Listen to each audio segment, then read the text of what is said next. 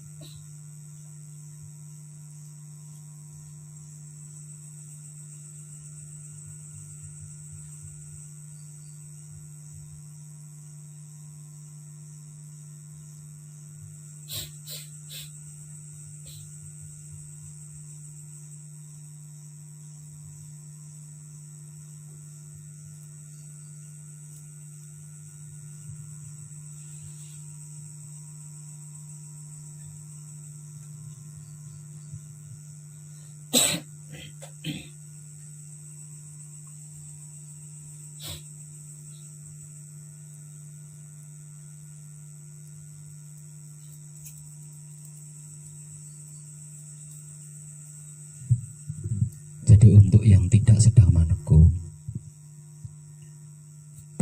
lebih seringlah memperhatikan sikon. Dikira sikonnya kok saya nggak keluar-keluar, jadi harus ada yang nungguin yang sedang menekung, 1 atau 2 orang. Barangkali yang sedang menekung punya pertanyaan-pertanyaan, nah jenengan bisa memberikan jawaban-jawaban. Jadi jangan dibiarkan kosong. Nah nanti gantian. Terus gilir ganti siapa lagi. Yang satunya istirahat atau patrap atau apa. Caranya gitu.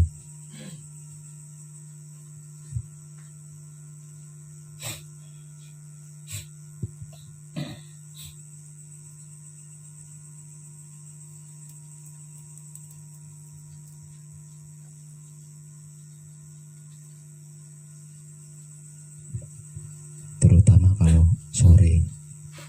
Kalau sore kan kita punya piaraan ayam, ketambahan banyak, ketambahan kalkun. Jadi kalau sore digiring, masukkan ke kandang. Nah sekiranya siang kok nggak ada pakan, dibuatkan pakan. Yang lainnya nungguin yang manekung.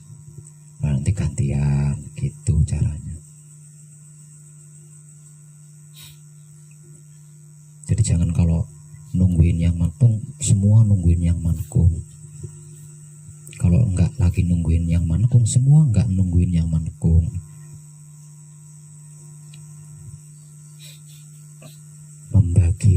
Membagi sarana untuk menebar kesadaran rasa cinta kasih sayang hidup.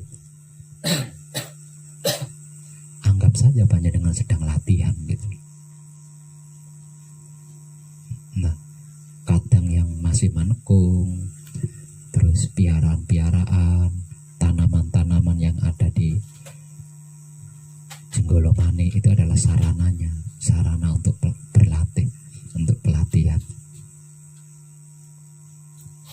Jadi jangan nunggu saya perintah.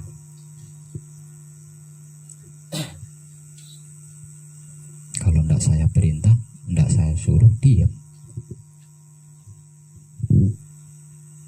Kan panjenengan udah lama di sini, jadi sudah sedikit banyak kan udah paham apa yang saya lakukan. Kalau sarana untuk menebar kesadaran rasa cinta kasih sayang hidup adalah apapun yang ada di pesanggrahan ini, terutama kadang kita yang masih manekung. Nah kalau panjenengan butuh contoh, contohlah gerak-gerik saya, tingkah laku saya di sehari-harinya.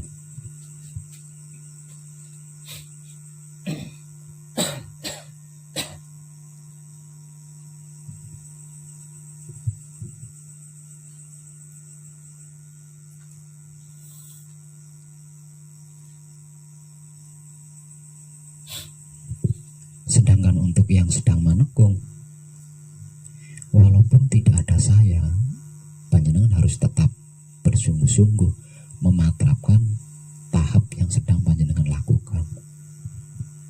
Nah, kalau siang kok punya waktu, punya kesempatan buat patrap, lakukan patrap. Yang digunakan cukup kunci, tanpa palungguh pambuko, tanpa palungguh panutup. Duduk, patrap kunci, baca kunci 7 kali, terus bersamadi sepuasnya. Kalau siang ingin bersamadi, kalau enggak ya istirahat.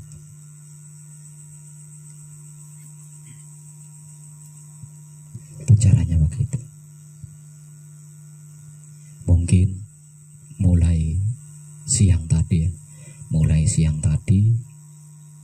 entah berapa hari ke depan saya akan lebih sering ada di dalam. Mulai siang tadi hingga entah beberapa hari ke depan saya akan lebih sering ada di dalam. Jadi panjenengan yang di luar itu harus bisa membawa diri masing-masing, harus bisa menempatkan diri masing-masing, harus bisa menyesuaikan diri masing-masing di dalam kesadaran rasa cinta kasih sayang hidup.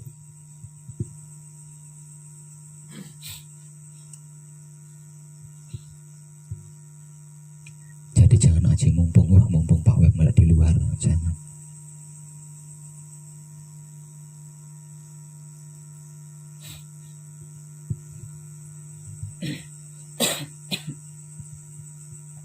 Kenapa? Dimulai siang tadi hingga beberapa hari ke depan saya akan lebih sering di dalam.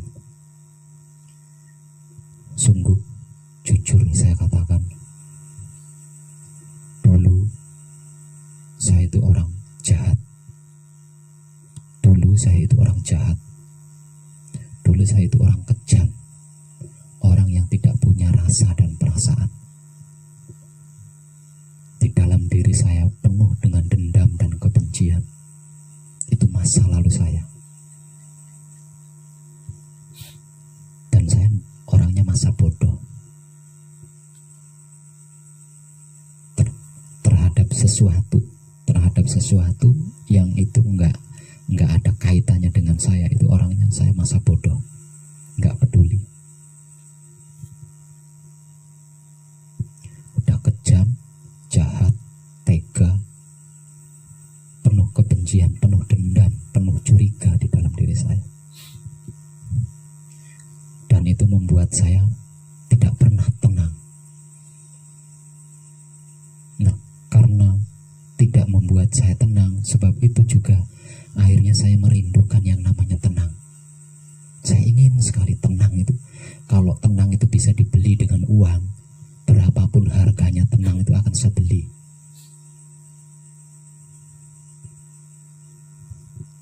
Sebab itu setelah pembelajaran yang melelahkan, saya beralih.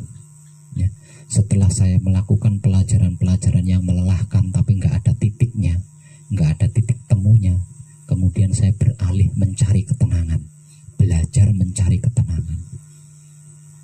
Dan hasil daripada belajar mencari ketenangan yang saya temukan adalah wahyu pancagaib. Dan sejak saya mengkaji yang namanya kesadaran rasa cinta kasih sayang hidup dengan menggunakan wahyu pancagaib, yang saya praktekkan menggunakan sifat dan sikapnya wahyu pancagaib itu sendiri, yaitu wahyu pancalaku yang selama ini saya kenal dengan sebutan iman. 100% saya berubah. Ya, spontanitas 100% saya berubah menjadi lemah lembut, menjadi penyabar, jujur, belak kotak apa adanya. Dan semua tindak tanduk saya itu selalu dibalut. Ini bukan saya sengaja, tidak saya sengaja dan bukan saya sengaja. Hingga pada akhirnya setiap tindak dan tanduk saya selalu terbalut dengan kesadaran rasa cinta kasih sayang hidup. Itu berubah 100%. Lah, karena saya saat ini bukanlah saya di saat masa lalu. Seperti yang sudah pernah saya beri informasi atau seperti yang sudah pernah saya informasikan, bahwasanya kelak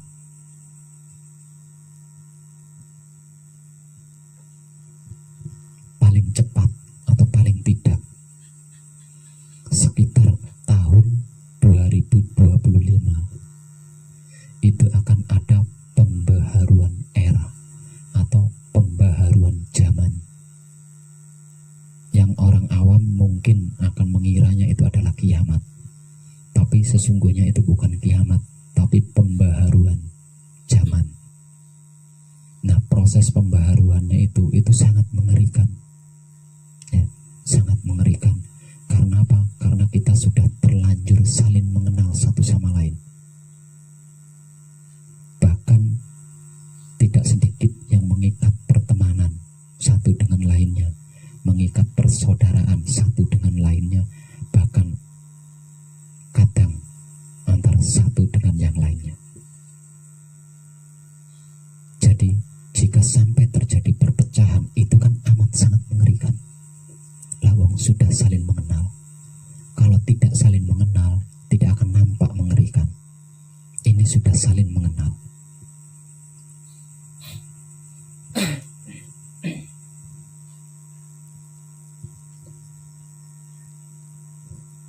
Karena perputaran waktu begitu cepatnya,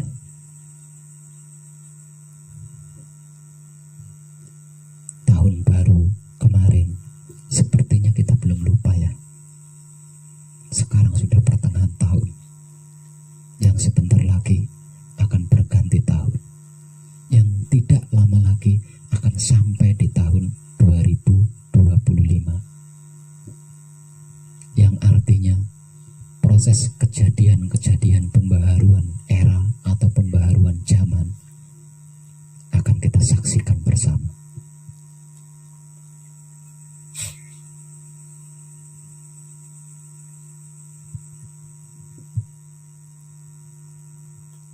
Yang kejadiannya teramat sangat memilukan, teramat sangat menyedihkan.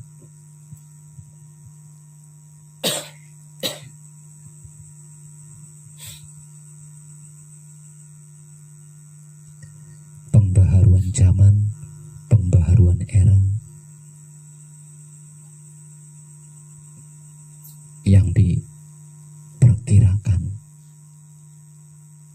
paling cepat akan terjadi dimulai dari tahun 2025 itu bisa dihindari.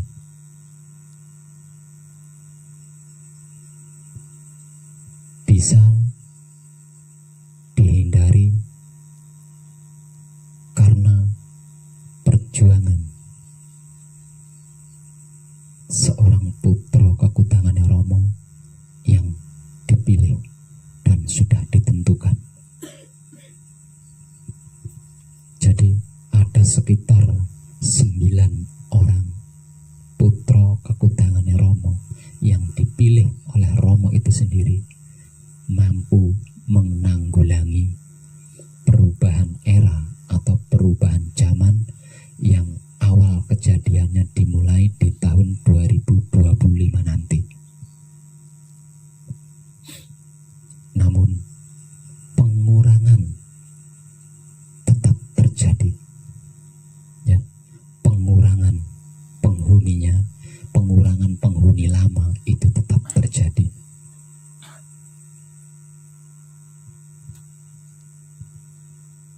Karena apa? Karena zaman berikutnya setelah zaman ini adalah zaman edan ya. Saya mengatakan ini adalah zaman edan. Sebab itu jika kita tidak edan, kita tidak akan keduman. Nah, setelah zaman edan, nanti di zaman berikutnya, yang saya katakan lagi zaman waras, itu benar-benar harus bersih. Sebab karena itu, sebelum zaman edan ini berganti dengan zaman waras, penyakit-penyakit yang menggerogoti pikiran, hati, dan syahwatnya calon penghuni di zaman waras nanti itu harus ditiadakan. Nah, bibit-bibit penyakit pikiran, hati, dan syahwat itu ada di dalam diri manusia, bukan di luar diri manusia. Nah, orang-orang yang menyimpan bibit-bibit penyakit ini akan ditiadakan. Nah, ini prosesnya mengerikan.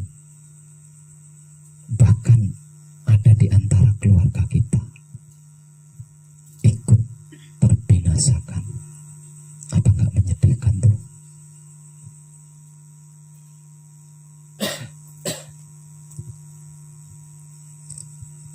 Intinya, siapapun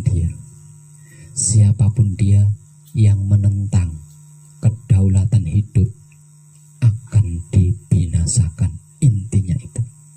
Siapapun dia yang menentang kedaulatan hidup, yang tidak menyukai hidup, yang tidak menyetujui hidup, yang mencurigai hidup, yang menganggap pelajaran hidup sesat, akan ditiadakan. Karena zaman waras adalah zamannya kedaulatan hidup. Jadi yang tidak percaya sama hidup, yang menentang sama hidup, yang tidak menyukai hidup harus tidak ada.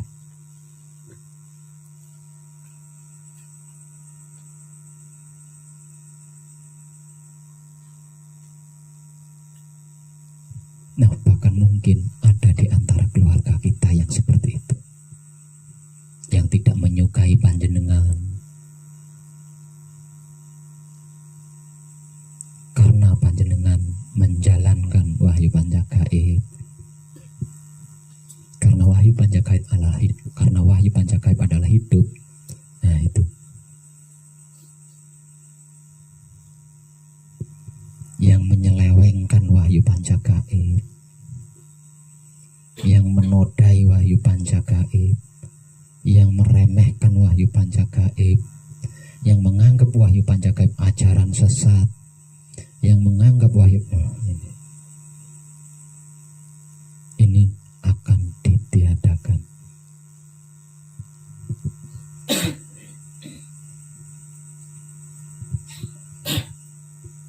Nah, saya sedang menyaksikan hal-hal yang akan terjadi itu. Bahkan di antara keluarga saya sendiri ada yang akan ditiadakan karena dia tidak menyukai wahyu panjagaib dan menganggap wahyu panjagaib itu ajaran sesat. Bahkan di keluarga saya sendiri ada yang akan ditiadakan. Nah, saya sedang menyaksikan kejadian demi kejadian ini. Karena saya masa kini saya tidak sama dengan masa lalu saya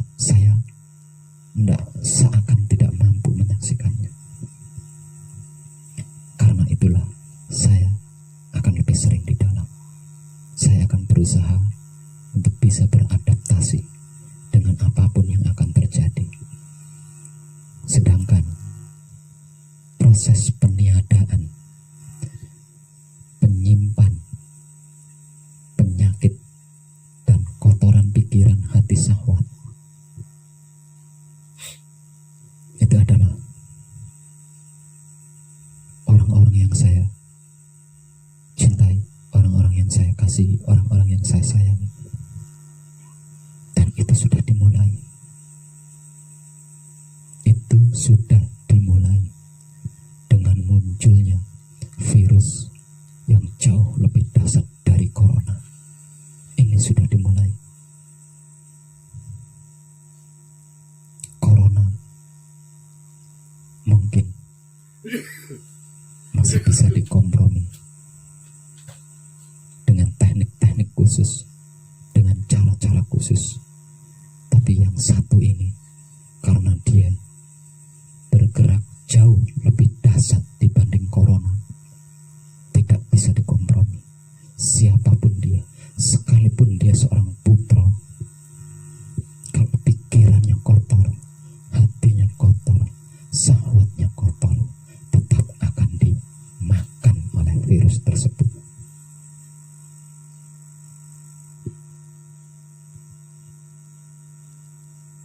Nah, ini keputusan kita sendiri.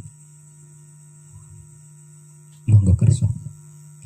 Mau tidak membersihkan pikiran, hati, dan syahwat, kemudian menjaga kebersihan pikiran, hati, dan syahwat. Mau apa tidak, itu keputusan kita masing-masing. Kalau mau, maka kita akan menjadi penghuni zaman berikutnya. Kalau tidak mau, ya kita akan ditiadakan. Karena bagi hidup itu adalah sampah yang harus disapu.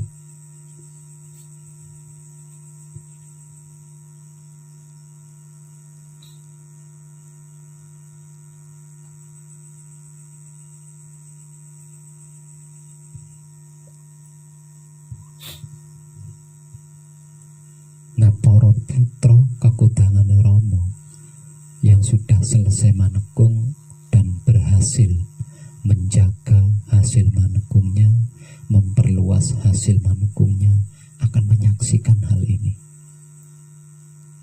akan mengalami kesedihan dan kepedihan ini, kepiluan ini akan mengalami, bahkan dari keluarganya sendiri. Maka persiapkan diri panjenengan. Ini adalah kodrat, ini adalah hukum alam yang tidak bisa ditolak dan dihindari oleh siapapun. Harus terjadi, dan kejadiannya sudah dimulai.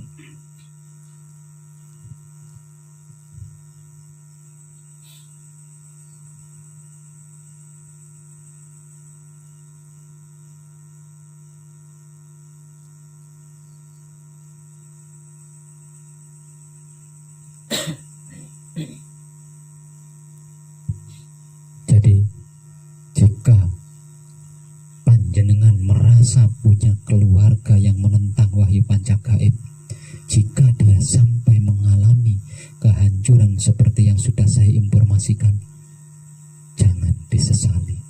Itu salah dia sendiri.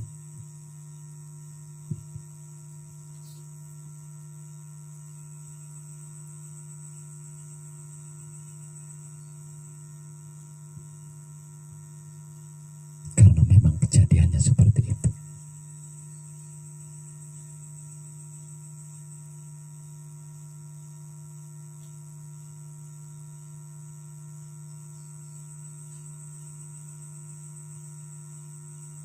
Namun sebaliknya, sekalipun dia tidak melakukan wahyu pancagaib, tapi dia tidak menentang wahyu pancagaib, tetap terselamatkan. Apalagi sampai ikut melakukan, tidak mengutip-ngutip wahyu pancagaib saja, dia bisa terselamatkan oleh laku panjenengan. Apalagi sampai ikut melakukan.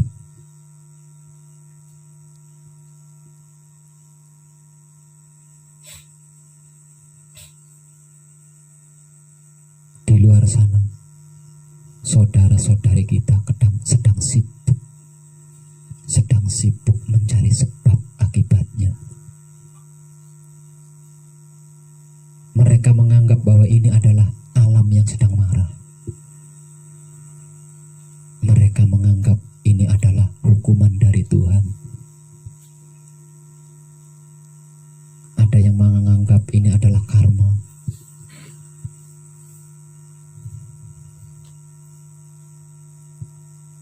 Mereka sedang sibuk mencari tahu tentang sebab akibat dari kejadian-kejadian alam yang merenggut nyawa demi nyawa.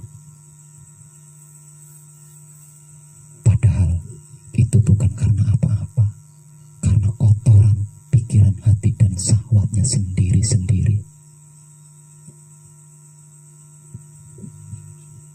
harus, yang dimaksud hanya menjalankan perintah. Dan mereka diperintah untuk memakan pikiran yang kotor, hati yang kotor, syahwat yang kotor. Bukan diperintah untuk memakan pikiran yang bersih, hati yang bersih, syahwat yang bersih, bukan.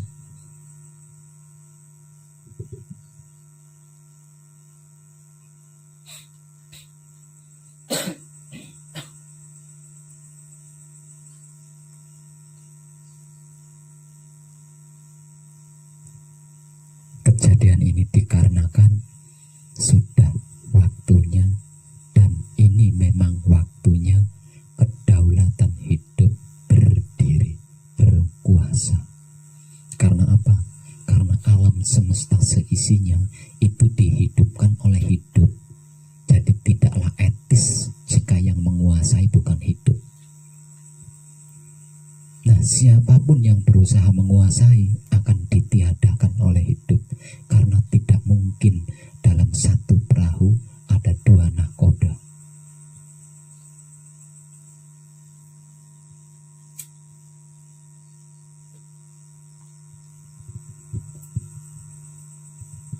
Betapapun tingginya derajat dan pangkatnya, berapapun kuat dan saktinya ilmu yang dia miliki, berapapun banyak harta benda yang dia miliki, jika pikiran, hati, dan syahwatnya kotor, akan dimakan oleh virus-virus tersebut. Dan itu tidak bisa diobati. Kalau corona masih bisa ditanggulangi dengan berbagai teknik khusus, tapi yang satu ini tidak bisa. Begitu terjangkit, tidak ada harapan selain kuburan. Dan ini sudah dimulai. Panjenengan akan menyaksikan nanti setelah keluar dari pesanggrahan saya, betapa sibuknya orang di luar sana.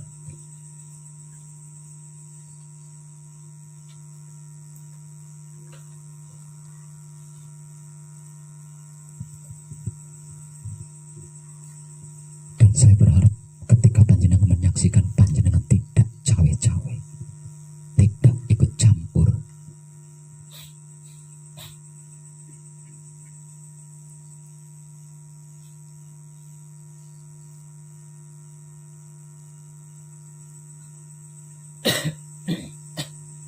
Kecuali jika panjenengan dimohon. Dan ketika panjenengan dimohon untuk menyelamatkan, hanya ada satu caranya, hanya ada satu tekniknya, hanya ada satu metodenya, hanya ada satu solusinya, yaitu membersihkan pikiran, hati, dan syahwat, bukan yang lain.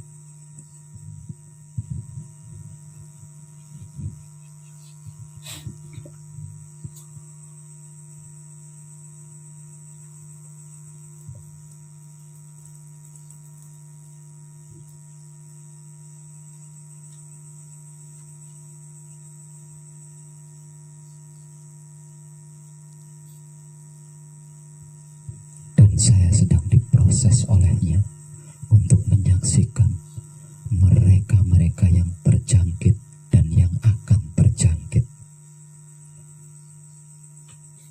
Dan 80%-nya orang-orang yang saya cintai, orang-orang yang saya kasihi, orang-orang yang saya sayangi. Bagaimana tidak pilu hati saya. Bahkan ada dari keluarga saya sendiri.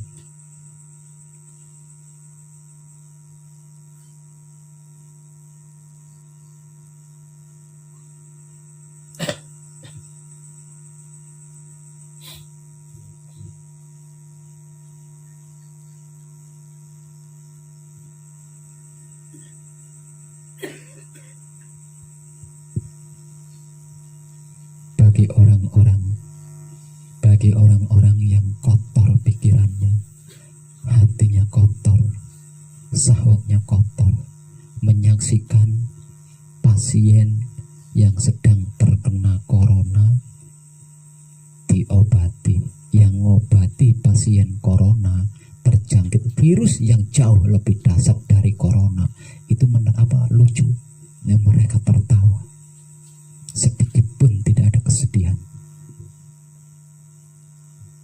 Soalnya lucu kan, sing nambani jauh lebih parah karo sing ditambani. Yang diobati terserang virus corona, yang mengobati terserang virus yang jauh lebih dahsyat dari corona. Apa nggak lucu? Untuk orang-orang yang kotor pikir, hati dan syahwatnya, tertawa. Setelah tertawa, gilirannya dia.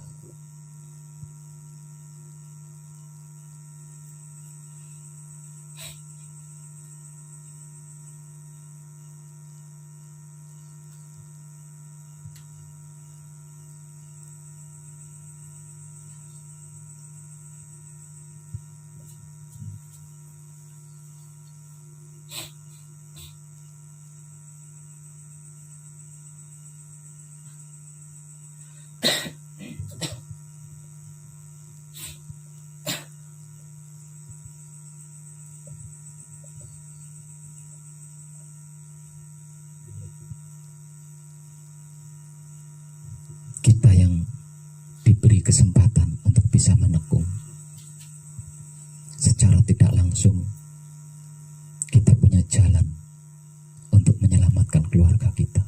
Kalau yang diselamatkan mau, kalau yang diselamatkan tidak mau, kita tetap tidak bisa memaksakan diri.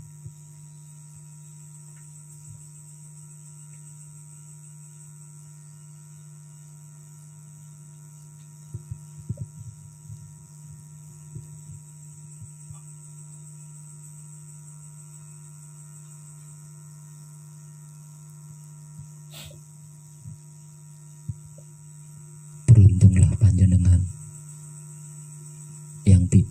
yang belum mencapai makom,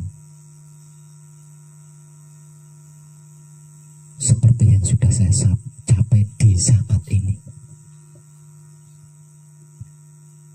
Kalau saat ini panjenengan sudah berhasil mencapai makom, tempat di mana saya berada, panjenengan pun akan mengalami sama seperti saya, menyaksikan kejadian-kejadian yang sudah terjadi dan yang akan terjadi sebelum tahun 2025.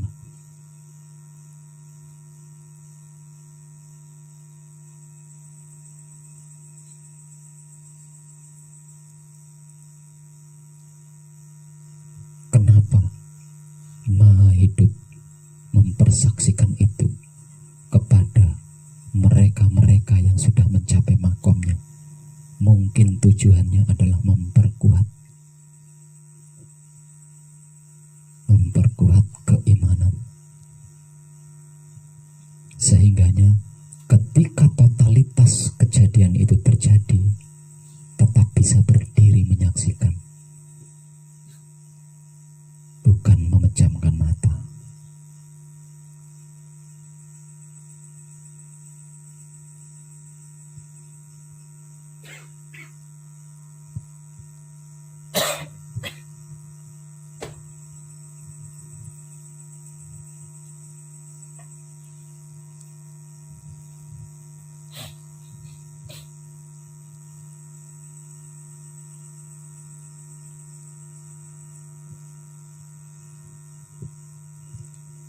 Sejak dini saya memberi motivasi kepada panjenengan, nanti selesai menekung, pergiat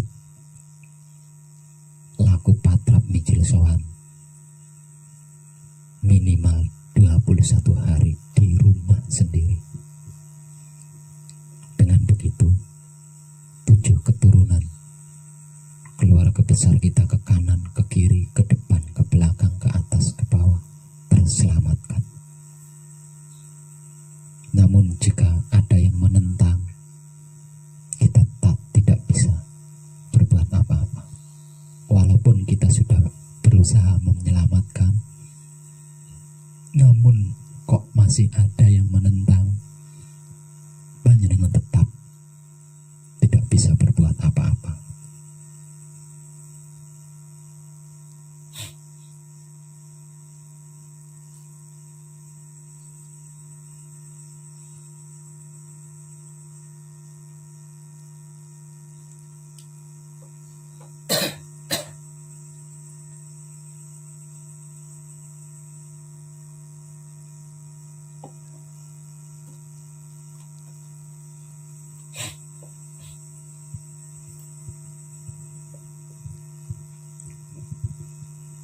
Sebab karena itu, dengan apa yang sudah saya informasikan, kalau saya jarang keluar dari Kasebo, panjenengan sendiri-sendiri harus bisa membawa diri masing-masing, harus bisa menempatkan diri masing-masing, harus bisa menyesuaikan diri masing-masing pada kesadaran rasa cinta kasih sayang hidup.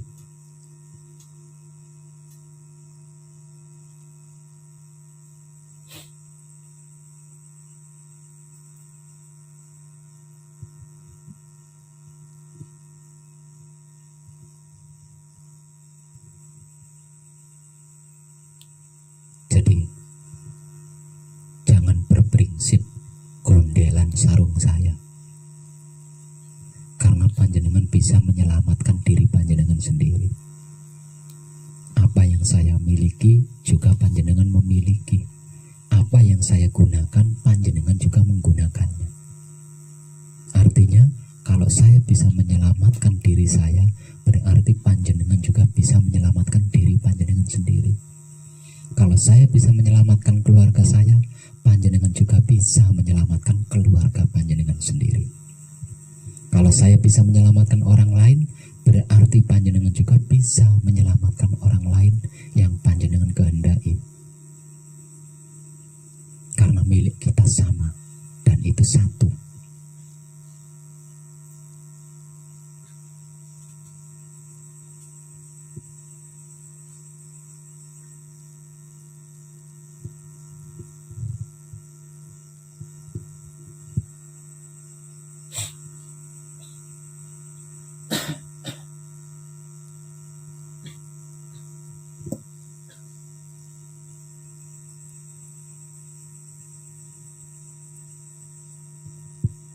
Tentang hal seperti ini saya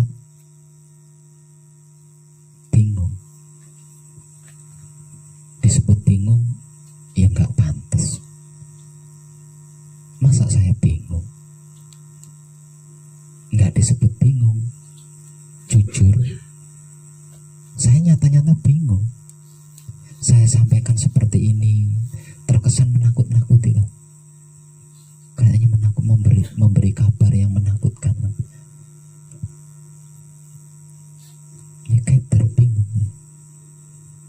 Tidak saya sampaikan gimana, disampaikan bagaimana.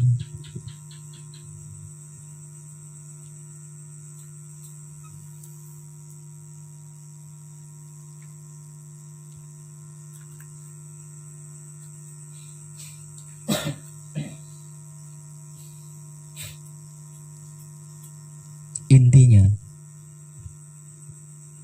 zaman yang akan datang atau era yang akan datang adalah zaman dan eranya manusia hidup yang bersih pikirannya, bersih hatinya, bersih syahwatnya. Itu simpelnya itu. Nah, karena era atau zaman yang akan datang adalah zamannya manusia hidup yang bersih pikiran, hati, dan syahwatnya, maka yang tidak bersih pikiran, hati, dan syahwatnya tidak bisa masuk, tidak bisa ikut menghuni. Nah, karena selain zaman itu nggak ada zaman lain, selain era itu nggak ada era lain, berarti yang tidak masuk kan binasa. Nggak mungkin nggak binasa. Kalau nggak binasa berarti ada dua zaman kan, ada dua era, ada dua perahu kan.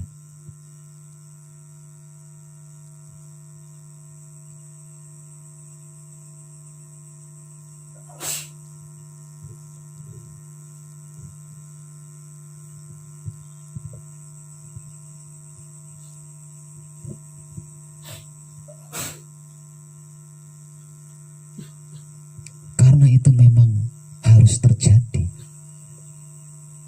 sehingganya hukum hidup tidak kurang.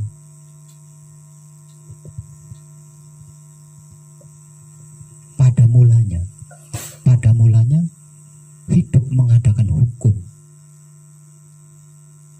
perang saudara, perang agama. Namun rupanya entah dari yang saya informasikan atau entah dari informasi yang lain, mereka mulai menyadari satu persatu bahwa perang saudara, perang agama itu tidak baik. Sedikit demi sedikit mereka menghindari agar perang saudara dan perang agama itu tidak terjadi. Namun pikiran, hati, dan syahwat mereka tetap kotor, tetap dipenuhi dengan syirik, iri, dengki, dendam, benci, hasut.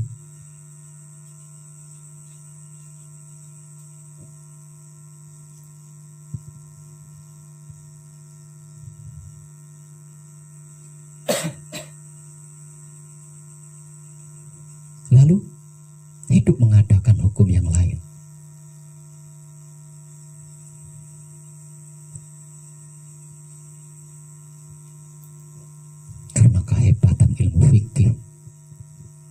Karena kehebatan ilmu fikih, manusia-manusia pada akhirnya sadar bahwa perang saudara, perang agama itu tidak baik.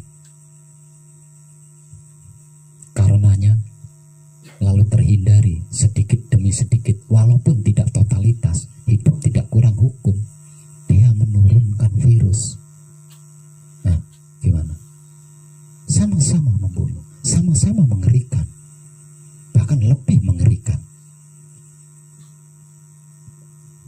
Hanya saja terkesan tidak kejam, karena kematiannya bukan karena dibunuh secara nyata, tapi karena penyakit kan? Padahal pelakunya sama, yaitu hukum hidup.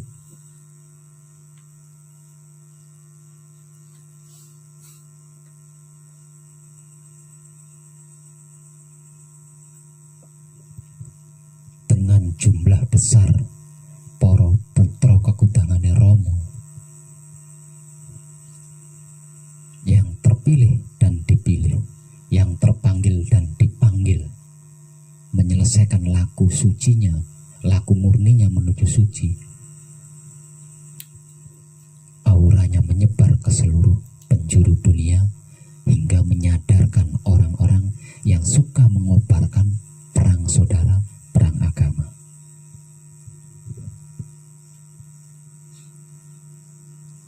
Namun hati sang pelaku, hati si pelaku, pikiran si pelaku, syahwatnya si pelaku tetap kotor.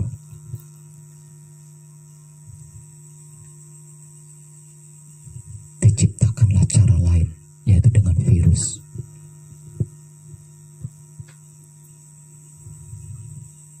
Nah, sesungguhnya kalau kita benar-benar jeli, kita benar-benar bisa teliti, tidak perlu alat-alat canggih, tidak perlu untuk mengetahui sebab akibatnya, itu tidak perlu alat-alat canggih. Lawang itu sebab akibat dari kotoran pikiran, hati, dan syahwatnya sendiri-sendiri. Juga pengobatannya tidak terlalu canggih, tidak butuh sesuatu yang canggih, gratis lagi. Kan tidak ada undang-undang membersihkan pikiran, hati, dan syahwat itu dibayarnya sekian, pajaknya sekian, kan nggak ada.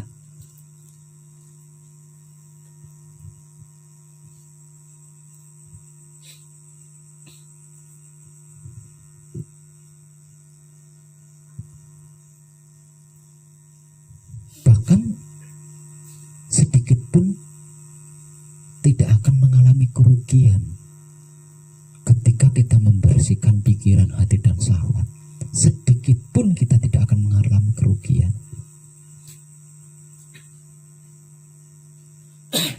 Kalau harus dinilai dari untung rugi, paling ruginya kita kan setelah kita membersihkan pikiran, hati, dan syahwat, kerugian kita kan tidak bisa sirik lagi. Paling ruginya kan itu, tidak bisa benci lagi, tidak bisa dendam lagi, ruginya kan paling itu.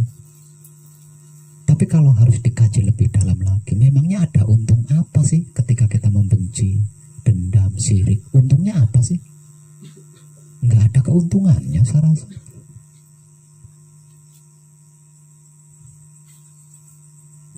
Jadi hanya orang-orang yang benar-benar berkesadaran yang bisa mengerti, memahami, dan mengetahui tentang ini.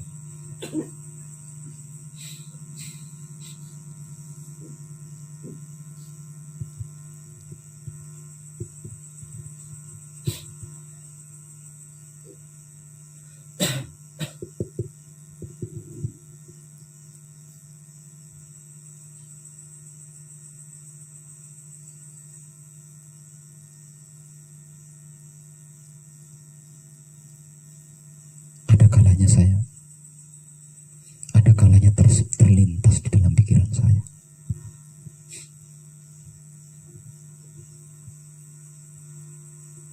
Seandainya saya diberi tugas untuk menunjukkan kuasa, saya ingin mendatangi orang-orang yang kotor pikiran, hati, dan syahwatnya satu persatu.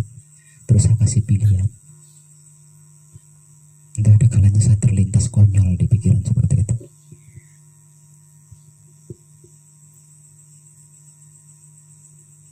Mungkin hanya dengan cara itu, semua manusia hidup yang menghuni dunia ini terselamatkan. Nggak ada yang terbinasakan satupun. Tapi kalau itu saya lakukan, apa nggak lucu?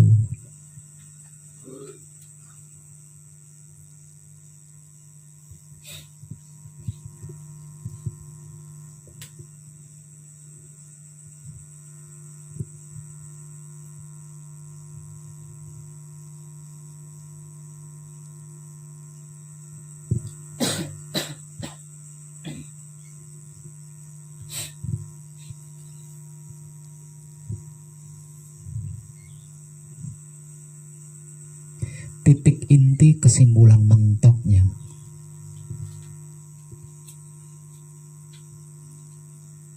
hanya kebersihan pikiran, hati, dan syahwat yang terjaga.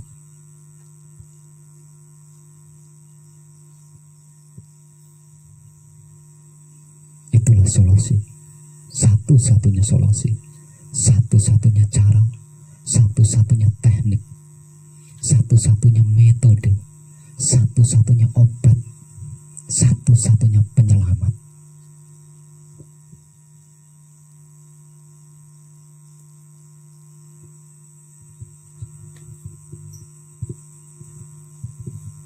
Selain kebersihan pikiran, hati, dan syahwat yang terjaga, tidak ada cara, tidak ada teknik, tidak ada metode, tidak ada obat, tidak ada penyelamat. Karena selain kebersihan pikiran, hati, dan syahwat yang terjaga itu sudah diturunkan sejak zamannya Adam. Seluruh wahyu itu sudah diturunkan dimulai dari zaman Adam hingga zamannya Nabi terakhir.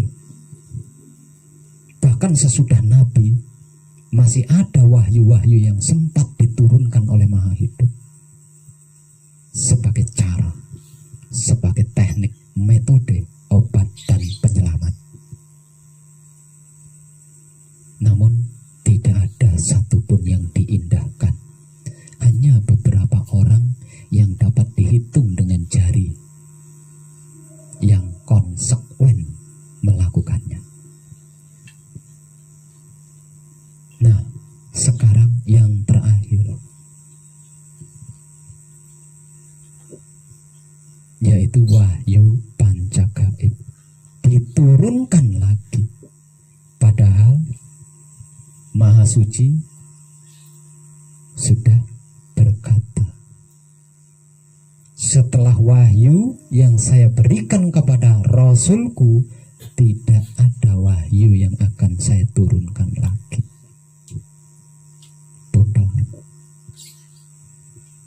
Beruntunglah ketika itu Nabi Isa tidak selesai lakunya. Kalau saja Nabi Isa berhasil menyelesaikan lakunya pada zamannya, Tidak mungkin wahyu pancagaib diturunkan lagi, itu tidak mungkin. Ini jelas dijelaskan bahwasanya setelah wahyu yang diberikan kepada Rasulnya yang terakhir itu sudah nggak ada wahyu lagi, sudah tidak ada wahyu lagi. Wahyu pancagaib itu sudah diturunkan pertama kali. Setelah wahyu pancagaib diturunkan pada Adam, baru wahyu-wahyu berikutnya diturunkan. Dan yang terakhir itu yang diterima oleh Nabi Muhammad, itu wahyu terakhir. Nah setelah itu nggak ada lagi wahyu, nggak ada wahyu lagi. Nah karena semua wahyu yang sudah diturunkan itu nggak ada yang bisa menyelamatkan dunia ini dari kemunafikan, dari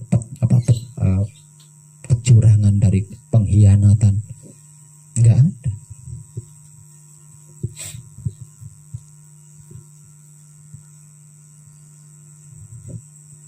Sehingganya wahyu pertama yang pernah disempurnakan oleh Nabi Isa namun tidak selesai lakunya diturunkan lagi. Jadi selain wahyu pancagaib nggak ada, nggak iso. Pikir aja sendiri, renungkan aja sendiri. Setelah wahyu pancagaib, wahyu-wahyu yang diturunkan itu ada berapa banyak, dan itu sudah berapa abad lamanya.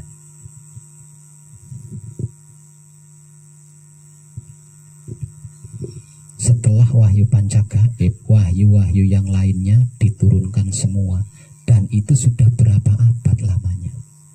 Sudah merdekakah Indonesia? Sudah merdekakah negara-negara lain? Tidak ada satupun negara yang merdeka. Ora ono merdeka mung lambene tok. Kenyataannya tetap tertekan dan tersiksa, bahkan menderita. Artinya seluruh wahyu yang sudah diturunkan itu ora migunani.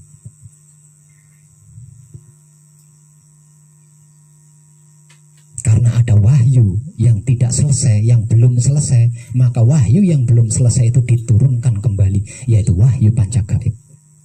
Artinya setelah wahyu pancagaib, selain wahyu pancagaib nggak ada mas yang bisa menyelamatkan, nggak ada.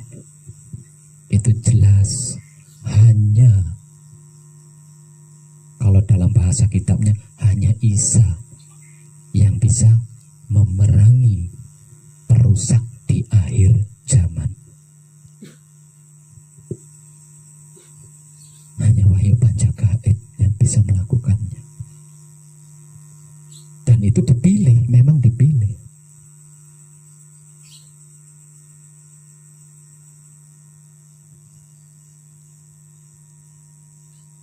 Dan penerima wahyu terakhir pun mengakui suatu saat mendekati akhir zaman, jika zaman ini masih belum damai, saudaraku Isa akan turun kembali menggenapi firman-Nya yang belum selesai. Itu cetok. Nah, firman yang belum selesai yang dibawa oleh Nabi Isa itu apa? Wahyu pancagaib, wahyu pertama yang turun ke dunia, wahyu tertua di antara sekian wahyu yang diturunkan ke dunia.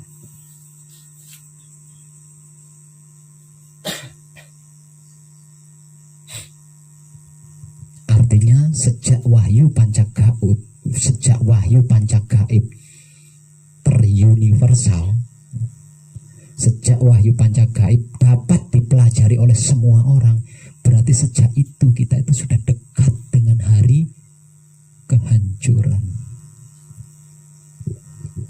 Dan sekarang sudah amat sangat dekat seperti yang sudah saya informasikan. Dan hanya wahyu pancagaib yang bisa menyelamatkan. Hanya wahyu pancagaib yang bisa menyelamatkan. Tidak percaya, kita buktikan saja. Semoga panjenengan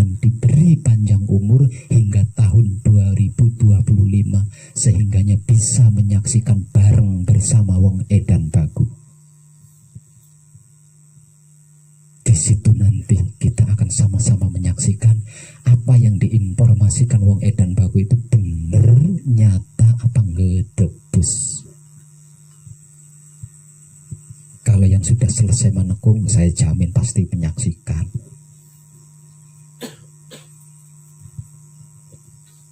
Nah, untuk orang awam yang belum selesai menekung ini ada kemungkinan tahun besok mati atau tahun lusa mati kan, yang nggak bisa menyaksikan 2025. Tapi saya doakan agar panjang umurnya setidaknya sampai di tahun 2025, agar bisa menyaksikan bersama saya tentang apa yang saya informasikan ini.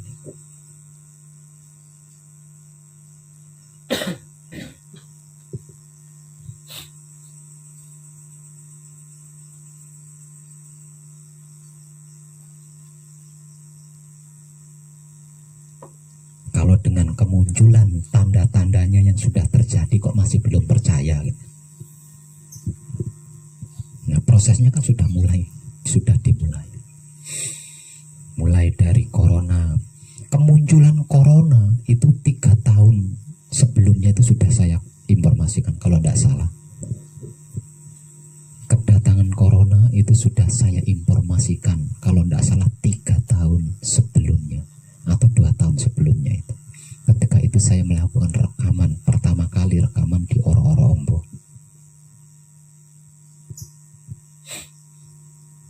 Nah, sekarang saya beri informasi lagi yang jauh lebih dahsyat daripada corona sebagai proses awal kejadian yang totalitasnya akan terjadi pada tahun 2025, dan itu hanya wahyu pojok gaib yang bisa menyelamatkan.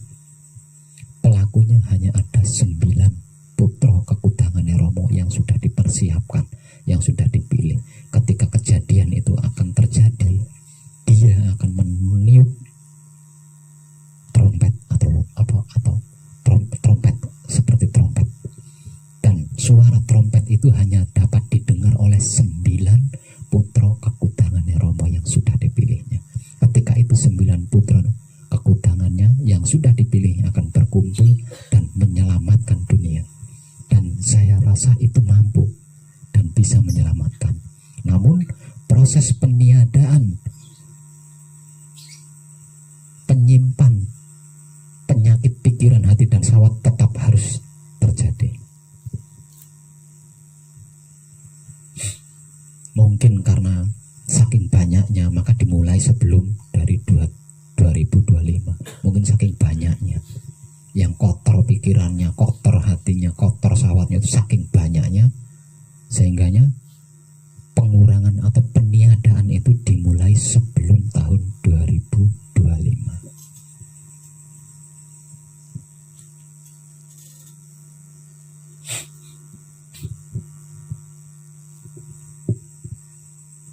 Jadi himbauan atau motivasi dari saya sebagai bentuk kesadaran rasa cinta kasih sayang saya terhadap sesama hidup, segeralah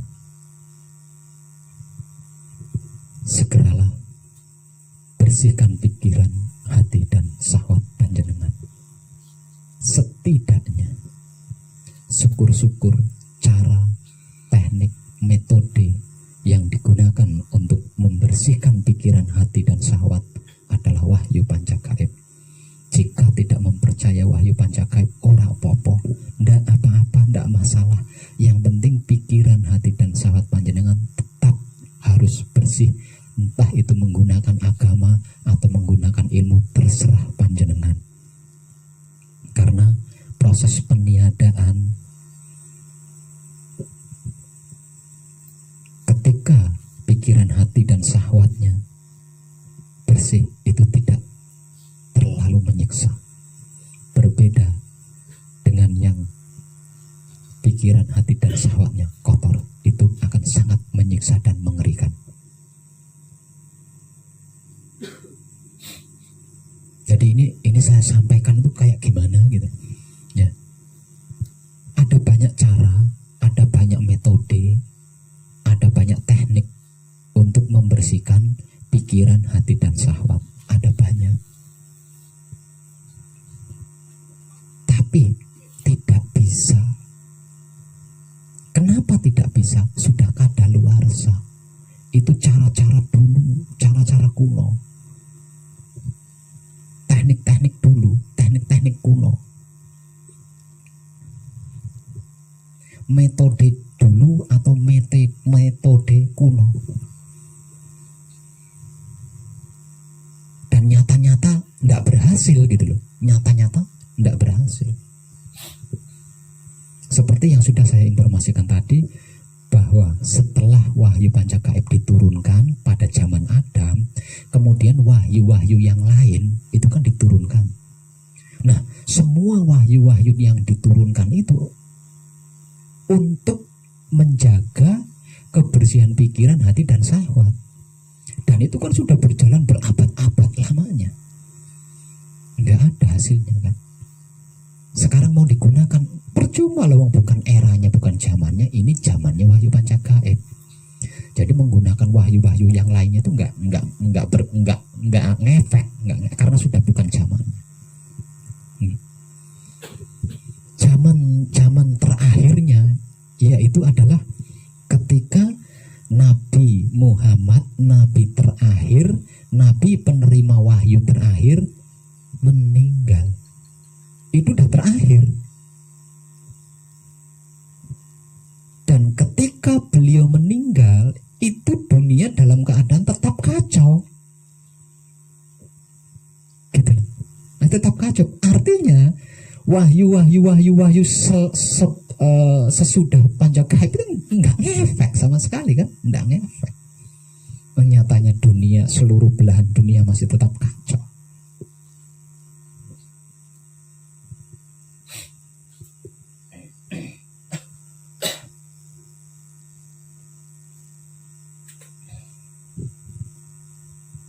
Nah, ini zamannya wahyu Pancakaib. Jadi hanya wahyu Pancakaib yang diterima sebagai cara, teknik, dan metode untuk menjaga kebersihan pikiran, hati, dan syahwat. Selain dengan wahyu Pancakaib, aduh,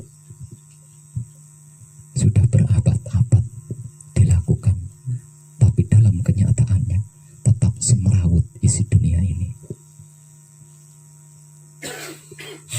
Nah, di sini sudah nggak bisa dikompromi lagi.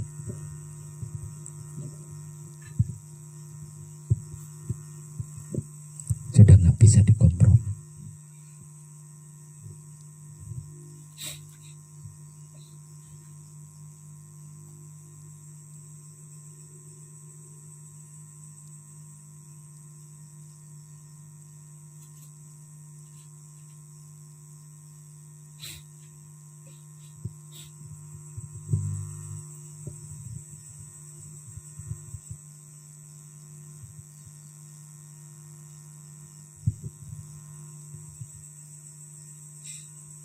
Walau seperti itu, jangan katakan bejo ning bejo aku duwe Pancakaib.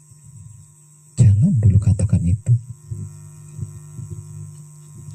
Walau seperti itu, walau begitu, jangan berkata dulu bejo ning bejo aku duwe wahyu Pancakaib. Kalau pikiran, hati, dan syahwat panjenengan kotor,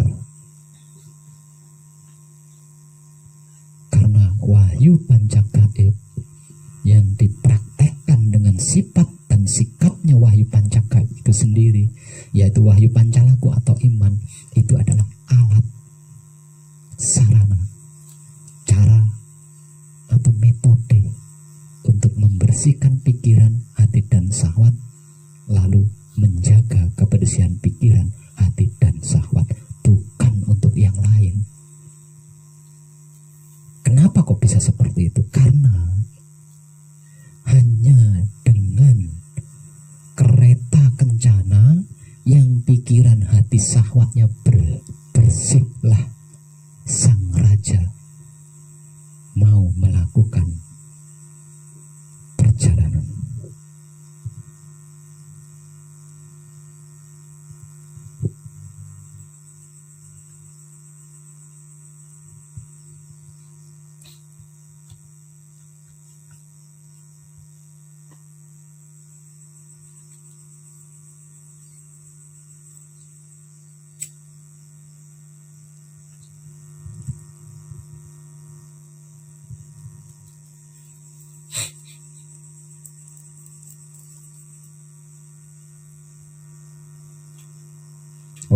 percaya Pak Web.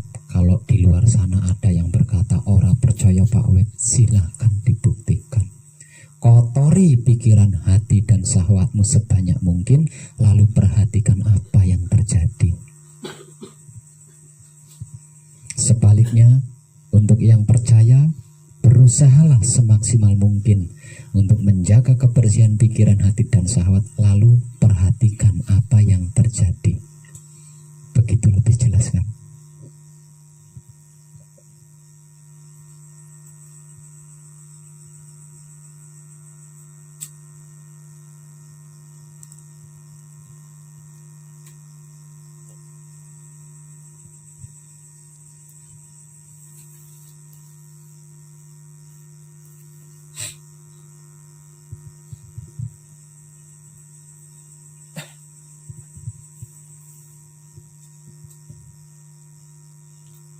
Apalagi asli saya pengen nangis, tapi air mata saya kayaknya udah kering karena sudah saya keluarkan sehari penuh tadi. Jadi karek rasanya tok.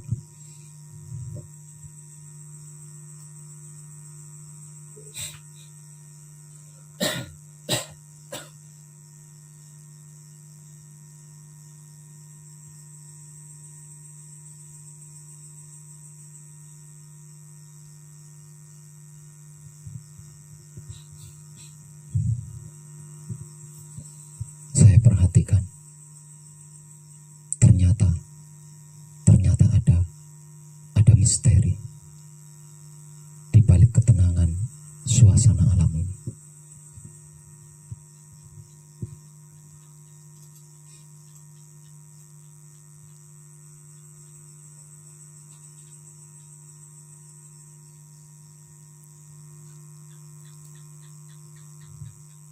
Dan misteri yang bersembunyi di baliknya adalah kejadian-kejadian yang sangat halus, dan itu sangat mengerikan.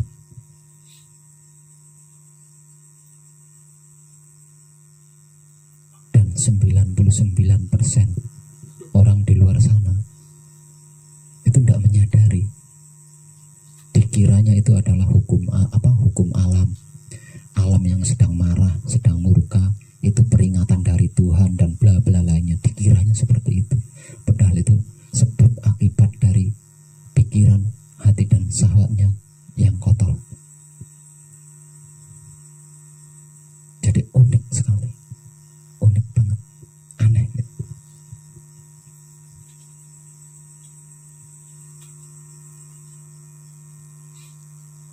Anehnya itu tidak sedikit alat-alat canggih di zaman milenium ini, tidak sedikit, terutama alat-alat pengobatan, tidak sedikit yang dimiliki oleh bangsa-bangsa modern. Kok tidak bisa mendeteksi? Kan aneh.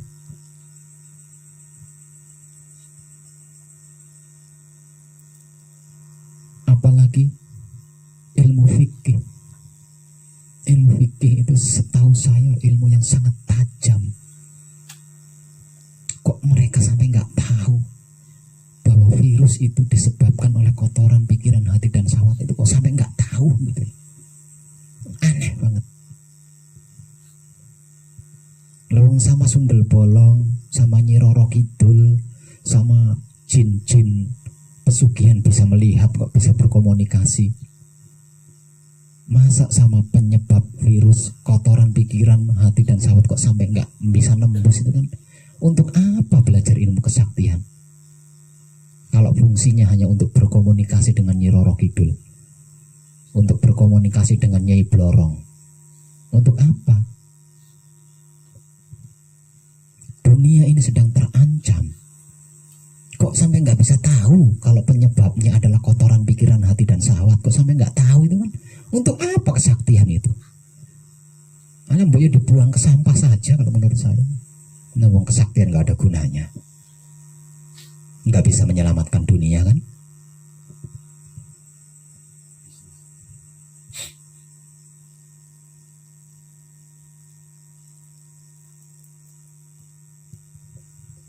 Nah, orang-orang kebatinan,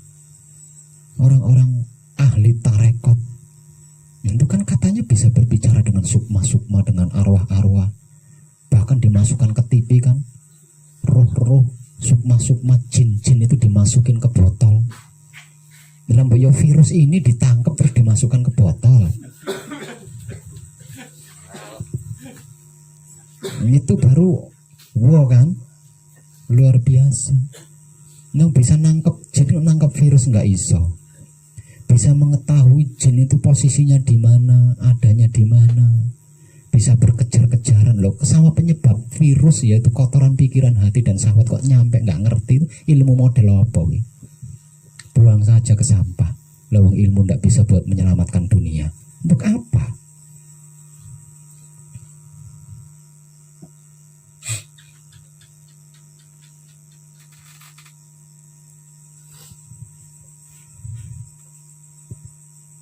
Aslinya tahu Pak, lah kalau tahu kenapa tidak diinformasikan? Kenapa tidak segera diinformasikan secara umum? Biar masing-masing saudara kita bisa saling mawas diri, bisa saling koreksi diri.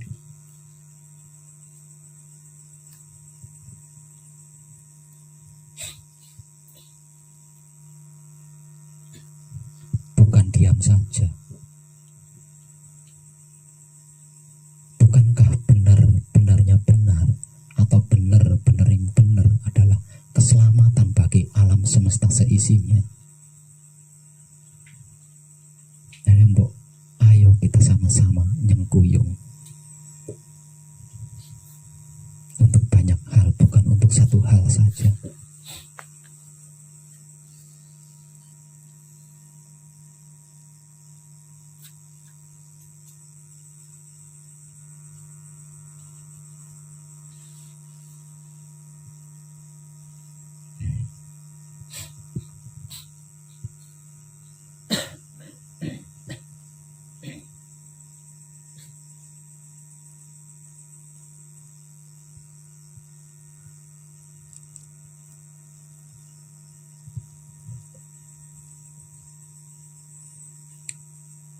Saya ingin pembuktian, sungguh tentang ini saya ingin pembuktian.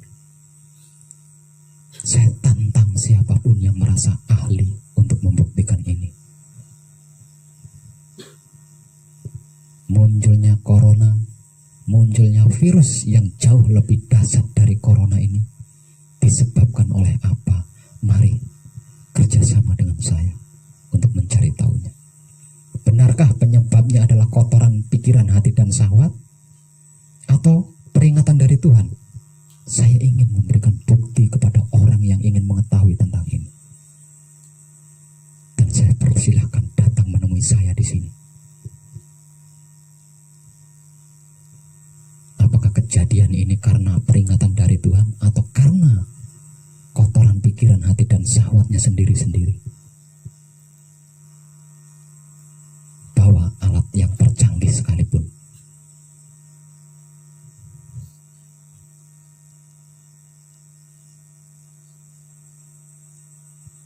Kita buktikan sama-sama. Tapi kalau sudah terbukti, saya mohon segera bersihkan dan jaga kebersihan pikiran, hati, dan syahwat jika ingin terselamatkan. Tidak perlu obat vaksin impor dari luar negeri yang harganya tidak murah itu. Gratis. Pengobatannya gratis. Obatnya gratis. Tidak perlu obat dari luar negeri. Toh yang bayar ya rakyat-rakyat juga.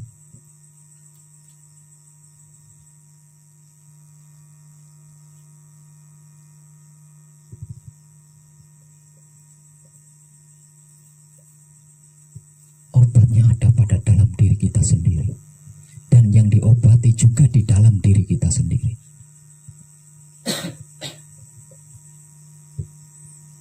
Karena virus-virus mematikan itu sebab akibat dari dalam diri kita sendiri, yaitu kotoran pikiran, hati, dan syahwat. Tidak percaya, panjenengan merasa ahli, datang temui saya di sini. Saya akan buktikan.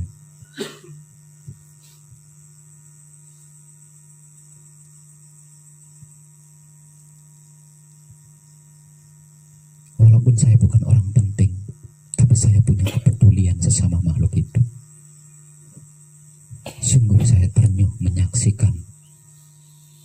saudara-saudara saya yang bergelimpangan hampir tiap hari masuk liang kubur hanya karena virus corona, hanya karena ditambah lagi datangnya virus yang jauh lebih dahsyat dari corona. Embuh jenenge virus apa? Aku ora ngerti, ora mudeng. Kalau ingin terselamatkan, segera bersihkan pikiran, hati, dan syahwat panjenengan. Kalau nggak percaya, datang temui saya dan saya akan memberikan bukti bahwa virus-virus itu penyebabnya adalah pikiran, hati, dan syahwat kita sendiri, bukan yang lain. Obatnya juga ada di dalam diri kita sendiri, dan itu gratis, tidak perlu impor dari luar negeri.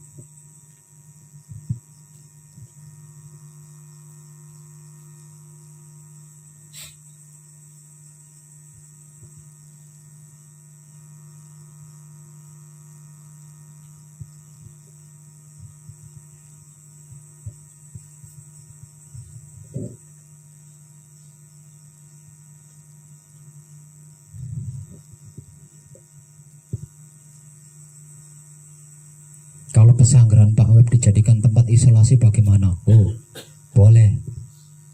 Tapi tolong dibangun biar muat banyak.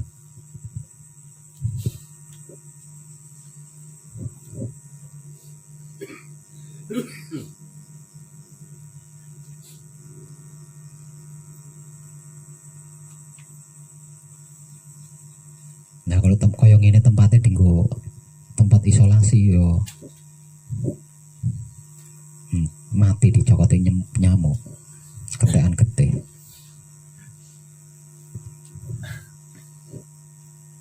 Jadi jangan anggap saya tidak peduli. Saya peduli, tapi kan saya jenengan tidak percaya. Saya sudah memberikan informasi banyak terkait ini di video-video saya, dan saya yakin panjenengan sudah menyimak, tapi kan panjenengan tidak percaya.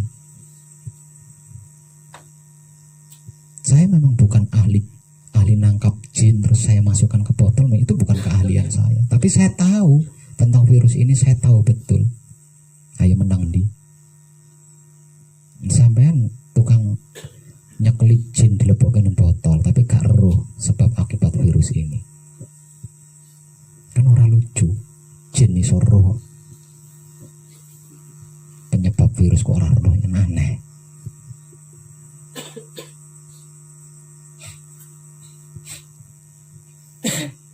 Jangan-jangan nangkepin jin dimasukin botol itu cuma ilustrasi saja, bohong, penipuan media. Nah buktinya tentang virus kok nggak tahu. Jin itu kan jauh lebih kecil daripada wujudnya virus.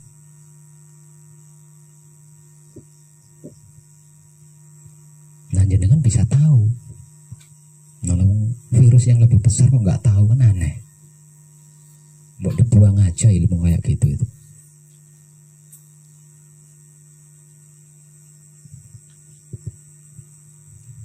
Ayo kerjasama dengan saya untuk menyelamatkan dunia seisinya dari bencana virus ini. Sederhana dan gratis. Nggak perlu melarang rakyat harus begini, nggak perlu. Ngapain itu? Itu sangat menyiksa.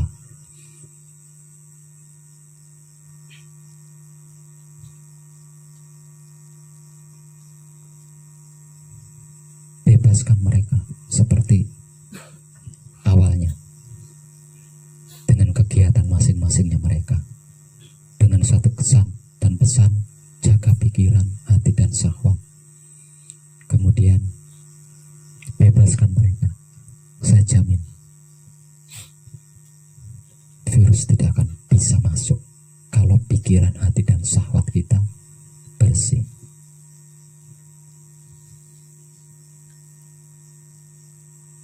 Nggak usah pakai wahyu pancagaib, tidak harus itu.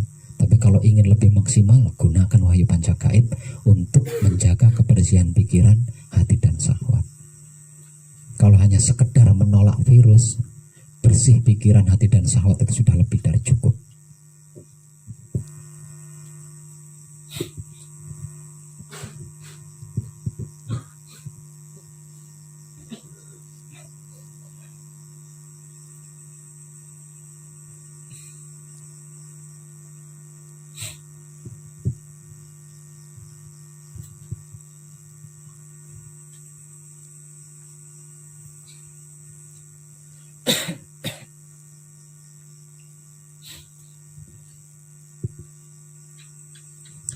informasi ini keluar dari saya, dari mulut saya, entah ini untuk yang keberapa kalinya, saya sering memberikan informasi tentang sesuatu yang sangat rumit, seperti yang barusan saya informasikan ini. Dan setelah sekian, untuk yang sekian kalinya saya memberikan informasi, saya berharap besar. Saya nggak peduli saya disebut pamrih atau apa, saya nggak peduli. Saya nyata-nyata secara manusiawi berharap sangat besar kepada seluruh manusia yang merasa hidup. Segeralah bersihkan pikiran, hati, dan syahwat, kemudian jaga kebersihannya. Kalau panjenengan ingin selamat,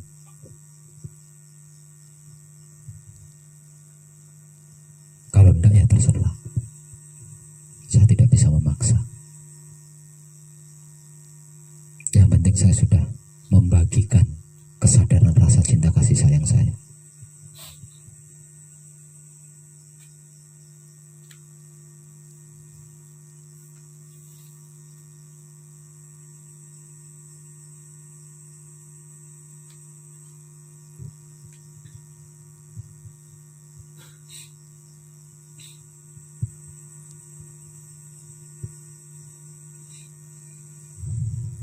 Dari saya malam ini untuk kita semua di sini.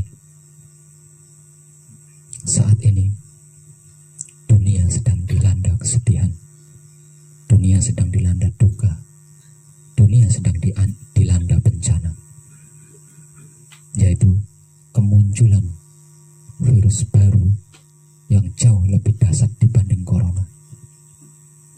Jadi lebih tingkatkanlah kesadaran rasa cinta kasih sayang hidup panjenengan, agar kebersihan pikiran, hati, dan syahwat panjenengan senantiasa tetap selalu terjaga. Dan sepulangnya dari sini nanti, ketika panjenengan berhasil menyelesaikan manekung, panjenengan bisa menyelamatkan keluarga. Pun kalau mau diselamatkan. Kalau tidak mau diselamatkan, panjenengan tetap tidak bisa memaksakan diri. Karena selamat atau tidak itu adalah pilihan pribadi, tidak bisa dipaksakan.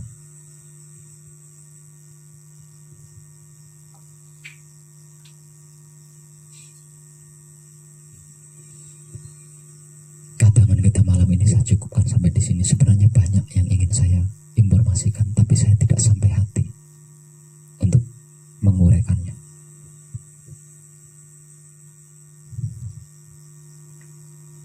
Jadi saya cukupkan sampai di sini.